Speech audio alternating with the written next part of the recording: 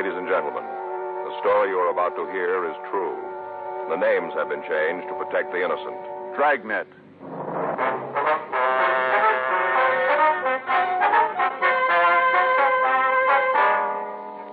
You're a detective sergeant.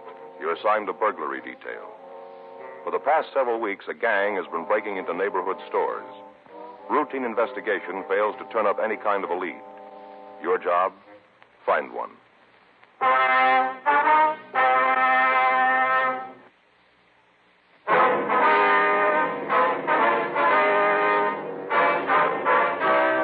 Dragnet, the documented drama of an actual crime. For the next 30 minutes, in cooperation with the Los Angeles Police Department, you will travel step by step on the side of the law through an actual case transcribed from official police files. From beginning to end, from crime to punishment, Dragnet is the story of your police force in action. It was Tuesday, March 20th. It was cold in Los Angeles. We were working the day watch out of burglary detail. My partner's Frank Smith. The boss is Captain Bernard. My name's Friday. We were on our way out from the office, and it was 9:47 a.m. when we got to the third floor of the Verrill Arms Hotel, room 314. Sure dark. Yeah. Want to try it again? Yeah. Sounds like somebody's moving around. Yeah. Who is it? You Jed Nagel? Yeah, why? Police officers would like to talk to you. I ain't done nothing wrong. There's no reason to roust me. You want to open the door? All right. Come on in. I just got up. Yeah. You alone? Yeah, there's nobody else. Frank? Yeah. That's the bathroom. I told you that there wasn't anybody else here. Well, you don't mind if we look around, do you? I do too, mind. I don't like you cops coming around. You're going to ruin my reputation. People in the building going to think you're friends. Well, now, I'll tell you, we won't tell them if you don't. What do you want, anyway? We got a report that you were down on East 5th last night. Is that right? Well, I don't know. All last night's kind of foggy. I don't remember where I was exactly. Do you remember being downtown? I told you I didn't. Why? What are you trying to lay off on me now? Place is clean, Joe. Well, I told you it was. Now you want to fill me in on what this is all about? All right, we'd like to know what you were doing downtown last Well, night. how do I know? I had it rough last night. Anybody else along with you? No, not that I remember. You remember being near the Palace Liquor Store? No, not right off. I might have checked, you know. I throw a lot of business their way. But why all the questions? Is there something wrong? We'd like to have you tell us. Well, I'd like to help out, but there ain't nothing I can do. We got a field interrogation report that you were in the area. Police car stopped and shook you down. Isn't that right? Shit. Ain't nothing new. I'm always getting stopped. You ever been arrested? Couple of times. What charge? Drunk. At all? Yes. Never stood anything heavier than drunk. Ever do any big time? No. A couple of months at Castell. Went up to, take the cure. Didn't hold on, did it? Well, no. Never well. mind. You don't happen to have an aspirin, do you? No, we don't. How about your friend here? He said we didn't. Oh, that's too bad. I sure could use one. Mind if I take a look in the bathroom? There might be something in there to take care of my head. Sure, go ahead. We checked your record before we came up here. Is that right? Yeah. Find out anything? Enough to know there's a warrant on you. For what? Seems you got two wives back in Texas. They're both looking for you. All right, now, come on. Get your clothes on. Yeah. Do you want to tell me what this is really about? What? They didn't send two plainclothes cops down here to take me in on a bigamy charge. What's the real pitch? There was a burglary last night. I wondered if you had anything to do with it. Burglary? That's right. Not me. I haven't got the guts to get into something like that. Mm-hmm. That's what caused all the trouble with the women. What's that? Oh, them all the time tell me I should get off the dime and do something. Morning, noon, and night. All the time running off at the mouth about how I was lazy. You can't expect a man to take much of that. Come on, get your clothes on. You going to send me back to Texas? We don't know what's going to happen. We just have to take you in. Gee, I sure hope I don't go back. Woman's nothing but trouble, mister, nothing else. You remember it. Must not bother you much. Huh? You're married, two of them. Jed Nagel was taken to the main jail and held for the Texas authorities. A check of his actions on the previous night showed that he couldn't have committed the burglaries. 11:30 a.m. Frank and I checked with the office, and then we went over to the crime lab. Ray Pinker was just finishing up his investigation. Come on in, Joe. Right. How's it going, Ray? Yeah, just wrapping it up. You got anything for us? Same as you had on the last 3 jobs. Here, pictures are there. Take a look. Well, Oh, they're still a little damp. yeah. This is the entrance, huh? Yeah. They went through the wall from the barber shop into the bar. How'd they get in there? Barber shop? Yeah. Used a jimmy on the back window. Climbed in, went to work on the wall.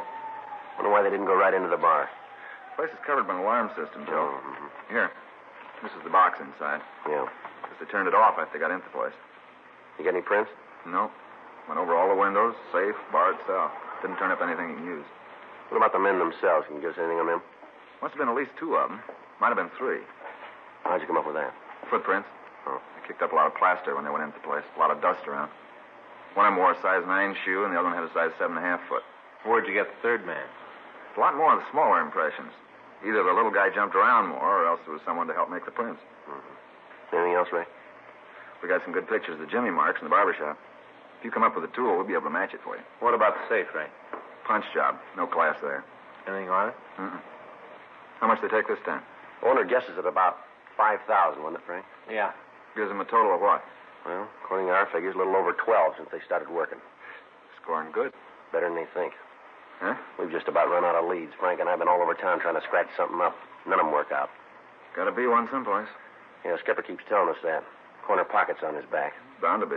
Yeah, I guess so. Doesn't make it any easier on us, though. You signed the application. Yeah, well, thanks, Ray. Anything turns up, give us a call, will you? Sure, Joe. Isn't likely, though. You've had it. Yeah. You going back to the office?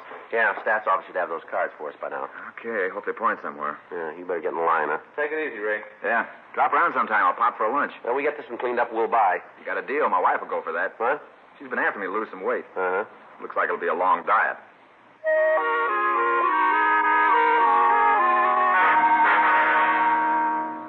Frank and I went back to City Hall and checked with the Stats office. In the runs they'd made, they came up with cards on 7 men who were known to have used the same method of operation in committing burglaries. We checked the list through R&I. 3 of the possibles were still serving sentences in San Quentin. 1 of them had died, and 2 were in eastern jails. The 7th, a Norris Pauley, had a record listing 4 arrests and 1 conviction. His address was given as 4622 50th Street. We left the office and went out to check on him. The register listed him as living in apartment 12. We walked upstairs. Should be on the left, huh? Yeah. Yeah, here it is. Let me try it again. Yeah. Just a minute. Yeah, Like to see Norris Pauley? in here. Where is he? Don't see where that's any business of yours. Police officers. What do you want to see Norrie about? Better if we talk to him about that. Suit yourself. Don't make any difference to me. You mind if we come in? You can talk right out there in the hall. All right, Miss Pauley, open that door. Take a jump. Sadie, what's all the noise? Lady, either you open that door or we will. See it, All right, Norrie. get out of the way, lady. Oh! All right, Pauley, hold it right there. You get out of here. You got no right to break in here like this. Oh, will you shut up, Sadie? I'm trying to do you a favor, and look what thanks I get. Well, who asked you? Now, go on, get out of here. Last time I tried to do anything for you. Last time! Yeah, sure. Bye. Real harpy. Always trying to take care of me. Real harpy. All right. You know, she means good, but she doesn't know how to carry it off. Always trying to protect me. Yeah. What do you want to see me about? I want to ask you a couple of questions. Sure, I'll go along with you. No reason for me not to. What do you want to know? How come you're home? Where'd you expect to find me? You're on parole, aren't you? Well, you knew that before you asked the question. Supposed to have a job? Yeah, I got one. How come you're not working today? Oh, I see what you're getting at. I got a cold kind of virus infection. Figured I'd take the day off, get it all cleared up. I was in bed when you got here. That's the reason you had all the trouble. Your employer know where you are? Well, sure. I called him and told him. I'm not trying to pull any deals. I've been punching the clock since I got out. I want to keep it that way. Where do you work? Parking lot downtown. Not killing the world, but I'm paying the rent. I got no beef. How do you spend your off time? What do you mean? When you're not working, what do you do? Mostly sit around the house, watch the TV. You go out nights? No, not much. Maybe every couple of weeks, Sadie and me go down to the Mexican place on the corner, have dinner, take in a show. That's about it. You been out this week? What night? Tell us about all of them, will you? No go. I've been home every night. Can you prove that? Well, do I have to? It'll make you look better. Well, ask Sadie. She'll tell you. We've been home together every night, just sitting here watching the TV. What time do you go to work? I check in about 7. When you quit? 4:30. Once in a while, if it's crowded, I stay over. You work late this week? No, you can check that with the boss. He'll tell you. All right, we will.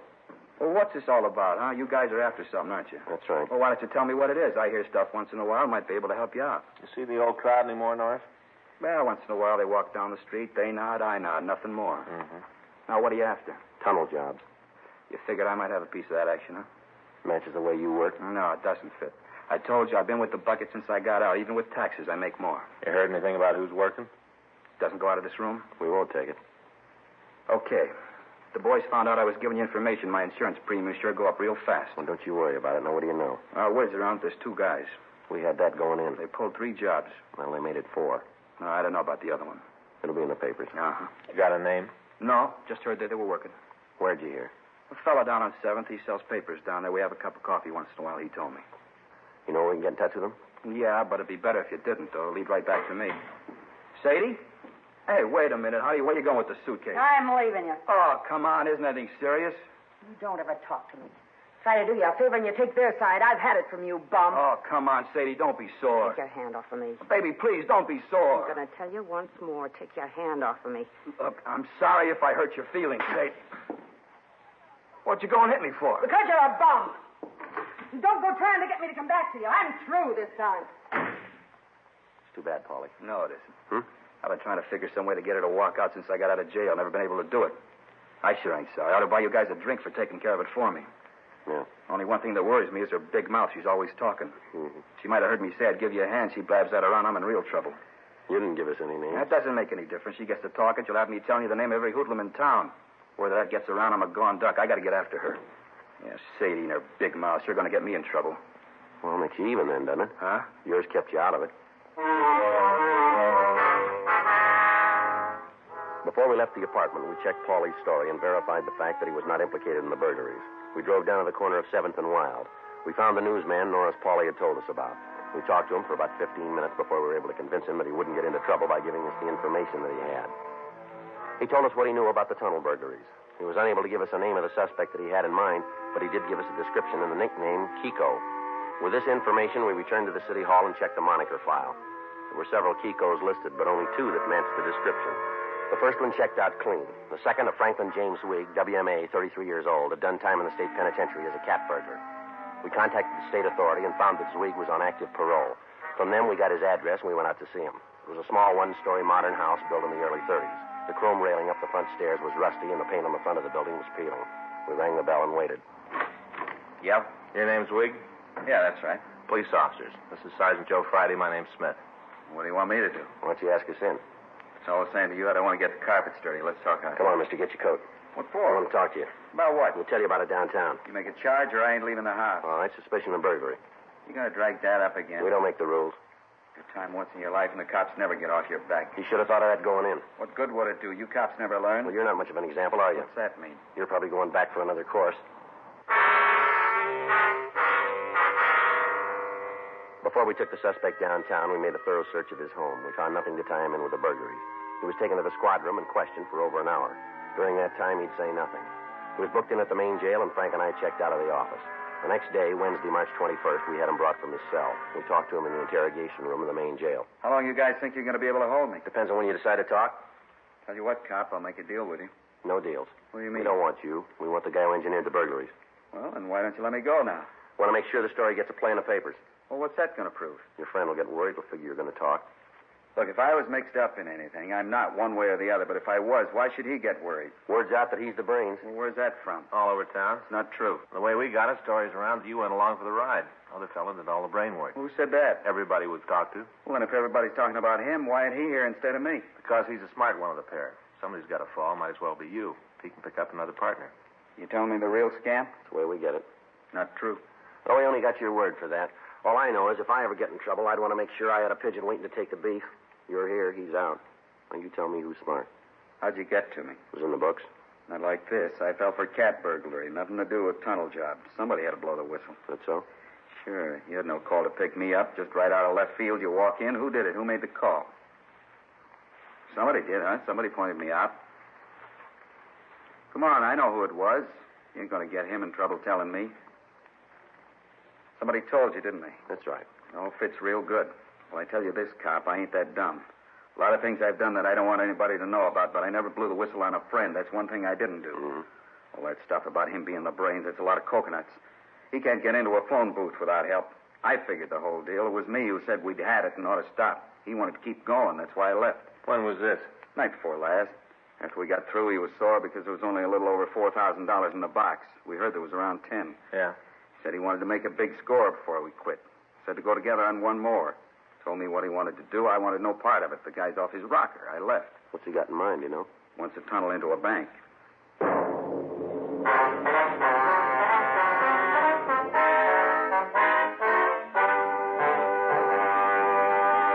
You are listening to Dragnet, the authentic story of your police force in action.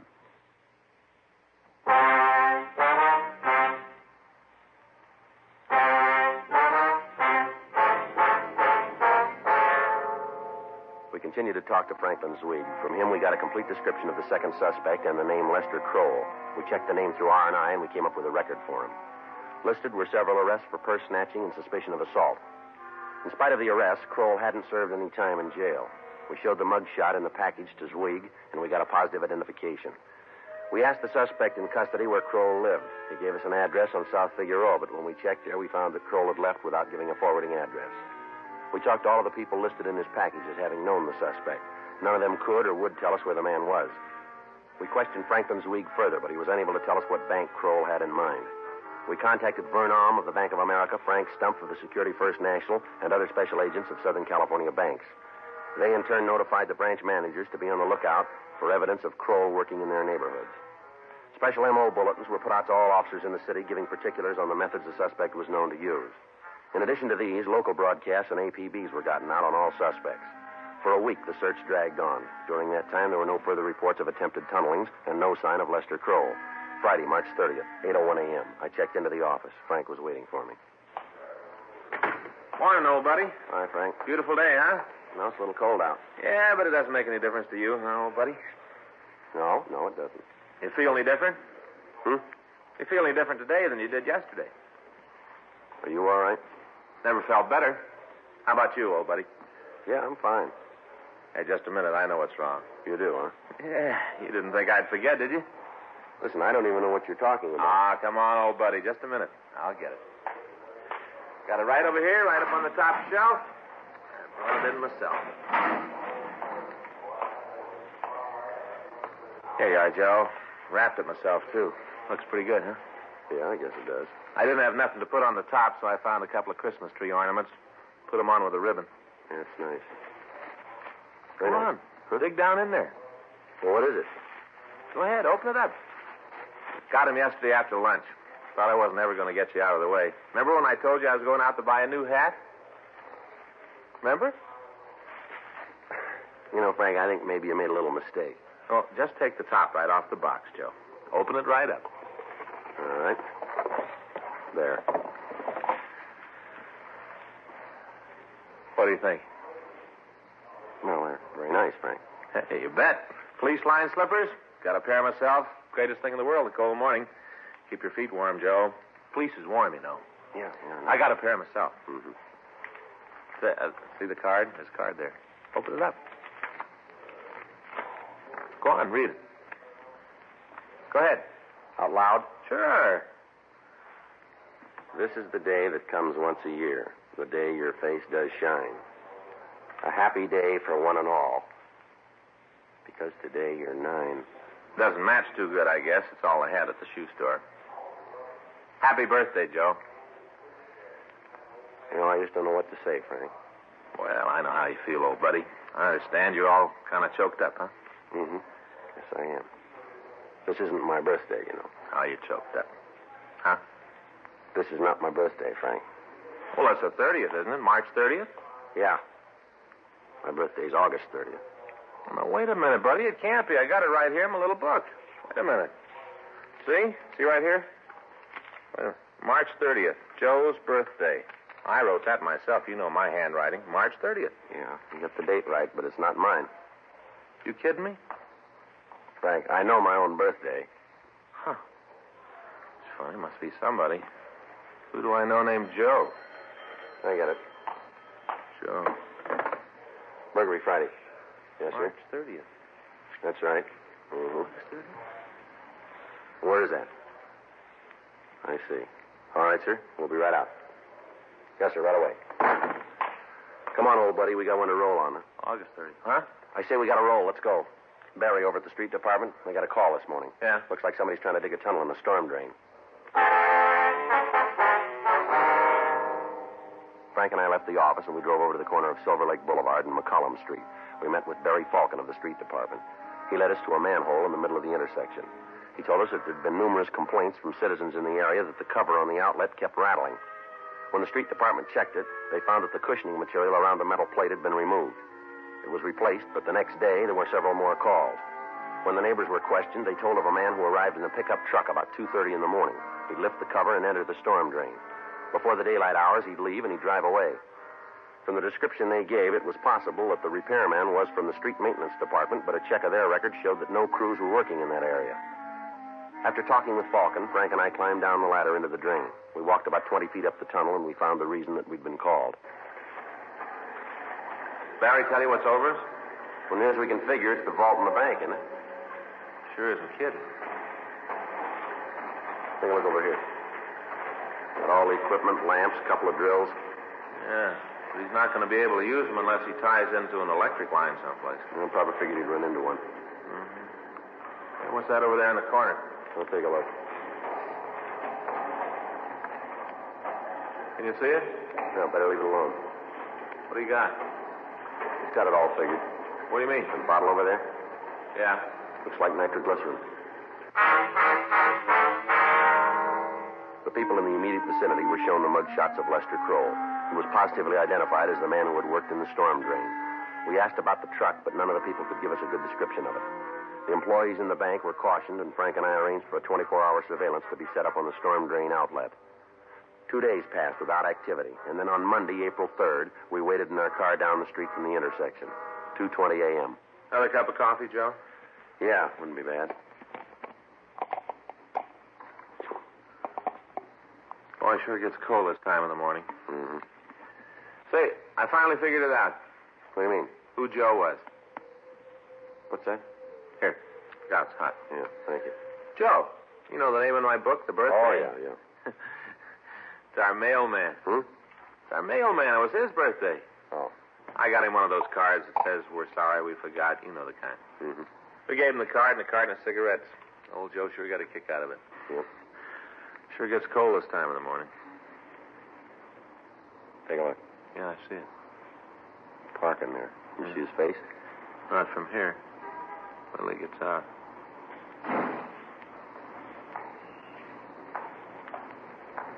Look at that. He even got a hook for the manhole cover. How do you like that? Watch it now. He's going under the light. It's him. Well, all right, let's let him get down in the storm drain. That way we'll be able to get him while he's working. Right. Let him get in there. Okay. Okay, let's go.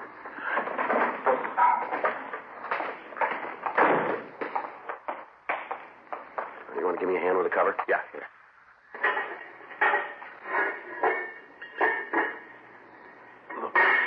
Let's go. All right.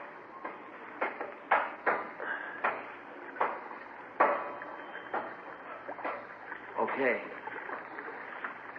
Hold it up a minute. Give him a chance to get to work. Yeah.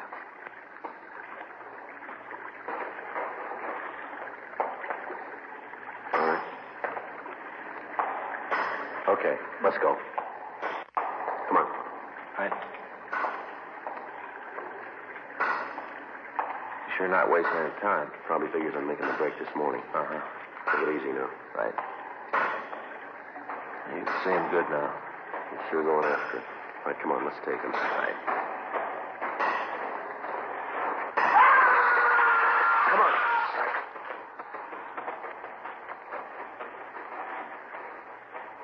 How about it? He's dead. Look at that. See up there? He ran into one of the power lines into the bank. Yeah, he almost made it, Joe. A couple of more inches, he'd have gotten in. Yeah? He must have figured wrong someplace. Made a mistake somewhere. Yeah, when he bought that drill.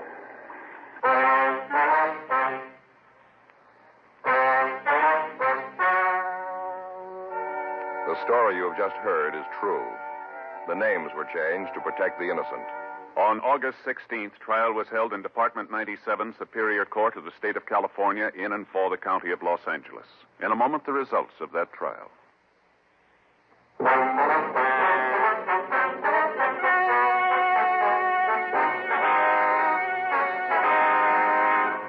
Franklin James Weig was tried and convicted of burglary in the second degree, 3 counts, and received sentence as prescribed by law. Burglary in the second degree is punishable by imprisonment for a period of not less than 1, nor more than 15 years in the state penitentiary. At a coroner's inquest, the death of Lester Bruce Kroll was found to be accidental, occurring while in the commission of a felony.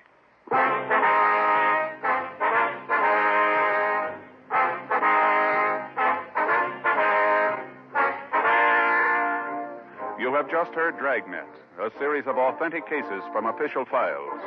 Technical advice comes from the Office of Chief of Police W.H. Parker, Los Angeles Police Department.